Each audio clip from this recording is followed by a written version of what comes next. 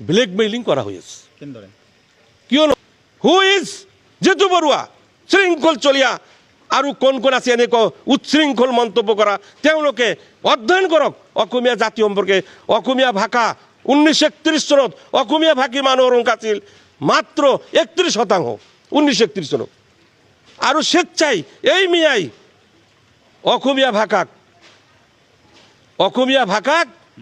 স্বেচ্ছায় অসমীয়াত্ব গ্ৰহণ কৰি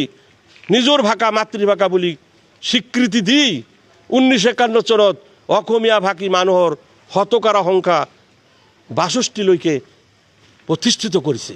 সংখ্যালঘু করে আইনুদ্দিন আহমেদে করে সংখ্যালঘু তো সংখ্যালঘুর নামত কথা কত কিয় আকৌ তাক মিয়া জনগোষ্ঠীক মানে স্বীকৃতি দিব লাগে বা মিয়া জনগোষ্ঠীর মানে রাজ্য সরকারে এইটো খিলঞ্জীয়াৰ মৰ্যাদা দিব লাগে এইবিলাক কথা আইনুদ্দিন আহমেদে কোৱাটো তাৰ অধিকাৰ মই দেখা নাই কাৰণ হ'ল সংখ্যালঘুক ওপৰত দাবী কৰক আৰু সংখ্যালঘু এই শব্দটো অসমৰ মুছলমানক একমাত্ৰ এতে বুজাই আছে আৰু এই শব্দৰ দ্বাৰা অসমৰ মুছলমানক একচুৱেলি ব্লেকমেইলিং কৰা হৈ আছে কিয়নো ভাৰতবৰ্ষৰ সংবিধানৰ আৰ্টিকেল 29-30 যিটো কথা কৈছে যে ৰাষ্ট্ৰীয় পৰ্যায়ত ধৰ্মীয় সংখ্যালঘু মুছলমান হয় আৰু সংখ্যালঘু শব্দটোৰ দ্বাৰা ধৰ্মীয় অধিকাৰৰ দাবীহে কৰিব পাৰিব কিন্তু ৰাজনৈতিক বা অৰ্থনৈতিক শৈক্ষিক দিশত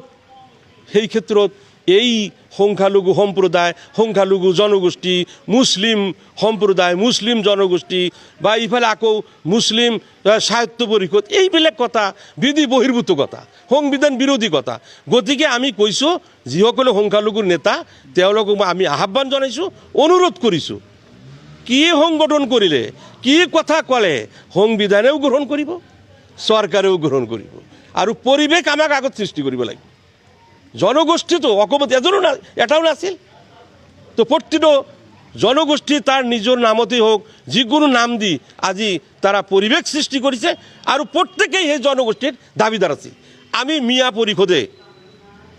2018 ডক্টৰ পৰমানন্দ ৰাজবংশীক তেখেতে অসম সাহিত্য সভাপতিক আমি মুখ্য অতিথি হিচাপে লৈ ধুবুৰীত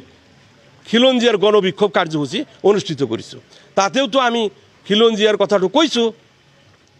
আৰু এই মিয়াটো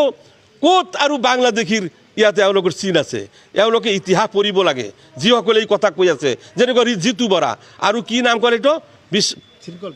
শৃংখল চলিয়া আদি কৰি যিসকলে এই কথাবিলাক গাই আছে আচলতে তেওঁলোকে অসমীয়া জাতি সম্পৰ্কে জ্ঞানটো আহৰণ কৰিব লাগে প্ৰথম অসমীয়া জাতি কেনেকৈ গঠন হৈছে সেই সম্পৰ্কে হয়তো এওঁলোকে নাজানে যাৰ কাৰণে হয়তো ইমান তৰল আৰু উচ্ছৃংখল মন্তব্য কৰি আচলতে অসমীয়া জাতিক অধিক শক্তিশালী কৰিবৰ অনুকূল পৰিৱেশ সৃষ্টি কৰা নাই এইটো মানে আৰু এইটো নিক্ষেপ কৰাৰহে পৰিৱেশ সৃষ্টি কৰি আছে এইটো আমি অসমীয়া পৰিষদে বুজি পাওঁ কাৰণ শৃংখল চলিহা জিতু বৰা আদি কৰি যিসকলে অসমীয়া জাতি গঠনৰ প্ৰক্ৰিয়া জানিবলৈ হ'লে আহোম স্বৰ্গদেউসকলে কি নীতি আদৰ্শত আহোম ৰাজত্ব গঠন কৰিছিল আৰু তাৰ পৰাই অসমৰ জাতি হত্যা অসমীয়াৰ জাতি হত্যা আৰম্ভণি পিছত আমাৰ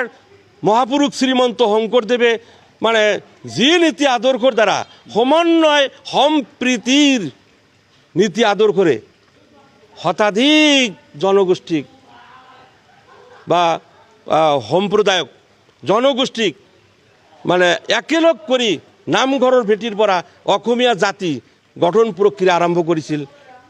ইয়াৰ উপৰিও কিছুমান জাতীয় সংগঠনেও অসমীয়াত্ব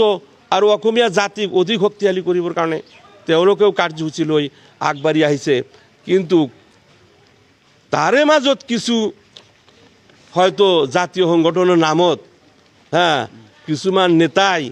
উচ্ছৃংখল মন্তব্য কৰিছে আৰু এনেকুৱা নিকৃষ্ট একেবাৰে নিম্ন খাবৰ তৰল মন্তব্য কৰিছে ইয়াৰ দ্বাৰা অসমীয়াত্বৰ বিনষ্ট হোৱাৰহে সম্ভাৱনা আছে নিক্ষেপ কৰাৰহে সম্ভাৱনা আছে তো গতিকে ইয়া অসমীয়া জাতিৰ কাৰণে দুৰ্ভাগ্য